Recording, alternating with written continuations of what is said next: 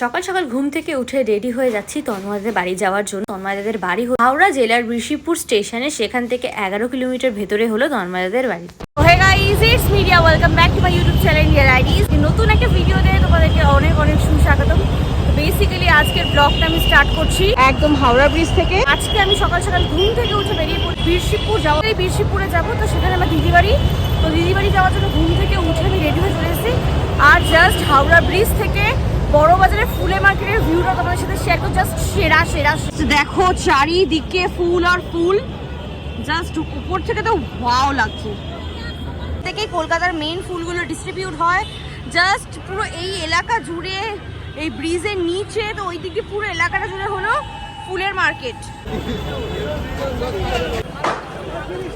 তো এখন চলে এসেছিলাম বড় বাজারের ফুলের মার্কেটে। তো চারিদিকে ফুল আর কত দূর তাকাচ্ছি, তত দূর খালি ফুল আর ফুল।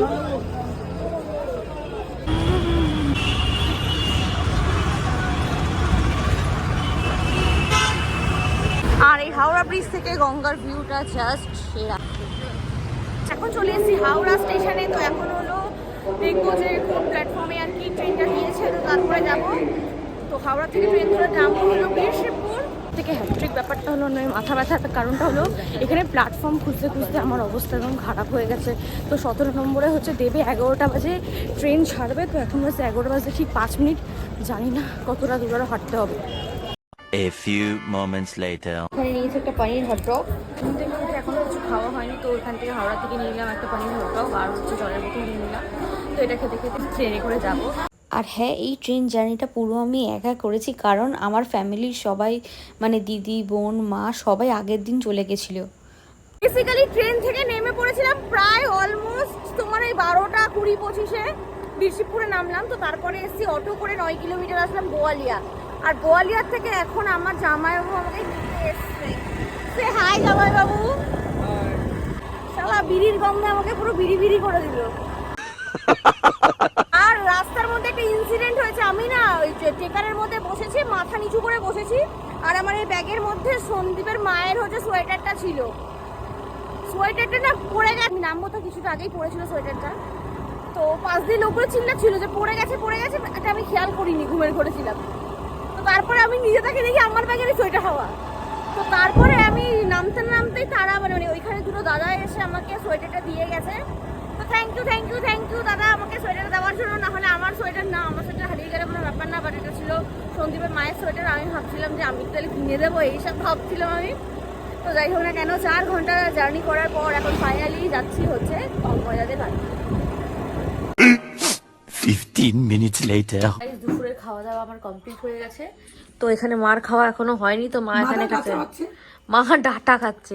আমরা সবাই দুপুরের খাবার খেয়ে বেরিয়ে পড়েছি মাঠে যাওয়ার জন্য। ওখানে অনেক সুন্দর সুন্দর ফুলের বাগান, সবজির ক্ষেত। তো সেটাই আর কি দেখতে যাচ্ছি আর তোমাদেরকে দেখাতে যাচ্ছি। এটা আসলে একটা বাঁধ, আর ওইদিকে হলো নদী, আর এটা হলো বাঁধ। আবার ওইখানটা তোমার নিচু জমি। এটা হলো একটা পুরো রাস্তাটাই বাঁধ। তো এখন আমরা বাঁধের দিয়ে নামছি। এইটা যে লাল লাল দেখতে পাচ্ছ, এটা হলো বিচ। দেখো এটা পুরো জমিটা হলো এইখান থেকে এতটা হলো পুরো এতটা পর্যন্ত পুরো বাঁধাকপি। এই যে বাঁধাকপি, জাস্ট সেরা লাগছে দেখতে ভিউটা। এই যে শালগম। চলো মা সামনের দিকে, দিদিদের কাছে চলো। মাটা তুলে ফেললাম। এই যে আমার মা একটা তুলেও ফেললো। এই দেখো লঙ্কা। তো দুটো লঙ্কা আমি ছিঁড়ে নিলাম, টুকটুক করে দুটো লঙ্কা ছিঁড়ে নিলাম জাস্ট তোমাদের দেখানোর জন্য। হলো বিমস গাছ, আমরা যে ফ্রাইড রাইসে খাই সেই বিমস। আমি এটা একটা ছিলাম জাস্ট তোমাদের দেখানোর জন্য। এদেরকে খুঁজে পাওয়া যাচ্ছে না ভাই। লাস্টে ফাইনালি এদেরকে আমি পেলাম ক্ষেতের মাঝখানে। ভাই এরা কি করছে? ফটোশুট আর ভিডিও ঢের। আর এগুলো পুরোটা চেতি গাদার পুরো ফুল। এই যে চারিদিকে দেখো চেতি গাদা জাস্ট ওয়াও ওয়াও ওয়াও লাগছে। আমি কোথায় চলে এসেছি, জাস্ট একটা wow wow wow wow wow লোকেশনে। জাস্ট দেখো নৌকাটা তো তো জাস্ট দেখো চারিদিকে আমি কোন লোকেশনে চলে এসেছি। মা কেমন লাগছে লোকেশনটা বলো? দারুণ। জাস্ট এখানে চেতি ফুলের গাদা, আর এখানে সুন্দর সুন্দর ডালিয়া। তো এইখানে দেখো চারিদিকে চেতি গাদা, যত দূর চোখ যাচ্ছে আমার গাদা। এখানে সুন্দর সুন্দর ডালিয়া, সুন্দর গাদা, মাঝখানে আছে চেতি গাদা। তখন সবার রিলস করে দিলাম, ফটো তুলে দিলাম, নিজের ফটো তুললাম। এটা হলো বিনস গাছ, দেখো একদম লাইভ তোমাদের সামনে ছিলাম।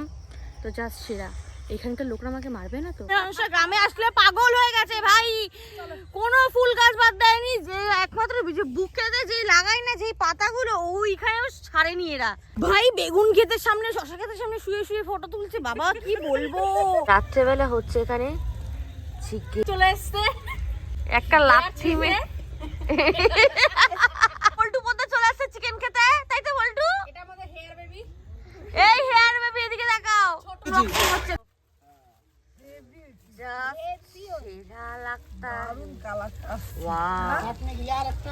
আরে দাঁড়াও না, চাঁদনি নামায় দিলেই তো হইব নিচে।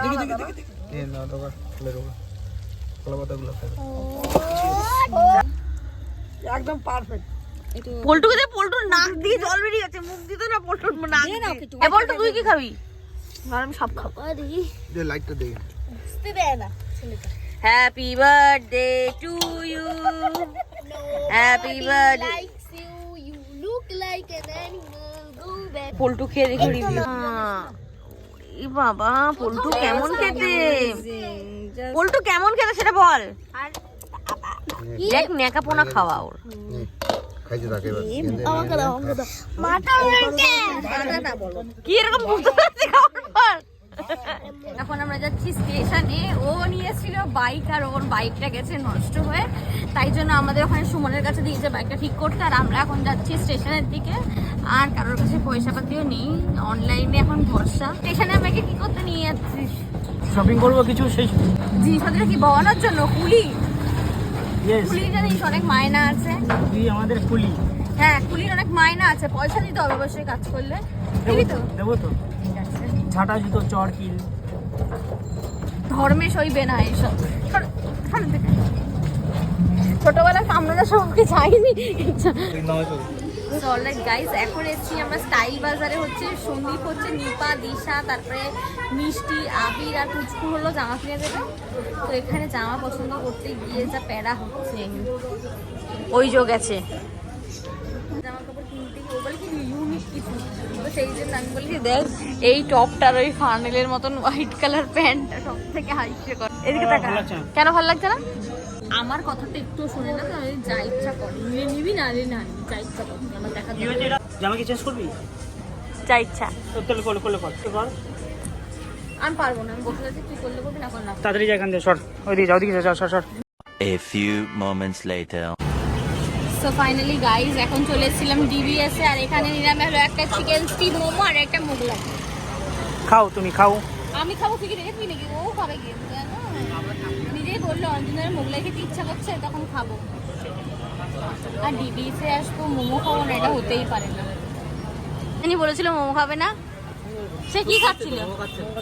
হ্যাঁ স্যুপ খাচ্ছ কেন তাহলে? মোমো খাওয়া না? এটা কেমন লাগবে? বাচ্চা কুকুরের হাগা। একটা হাব্বর মারবো। এই বাচ্চা কুকুরের হাগাটা তো খাবি আবার।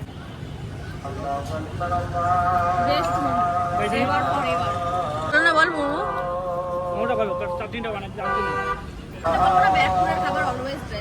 ভিডিওটির প্রথম পার্টটা তোমরা যে তন্ময়দাদের বাড়ি যাওয়ার যে পার্টটা, সেটা ফেব্রুয়ারি মাসের ভিডিও। তো সেই ভিডিওটার সাথে হচ্ছে আগের দিনের ভিডিওটা অ্যাটাচ করে দিলাম। তো তোমরা অবশ্যই কমেন্টে জানাও কেমন লাগলো ভিডিওটা। আর যদি ভিডিওটা ভালো লাগে থাকে অবশ্যই লাইক, শেয়ার, কমেন্ট করো।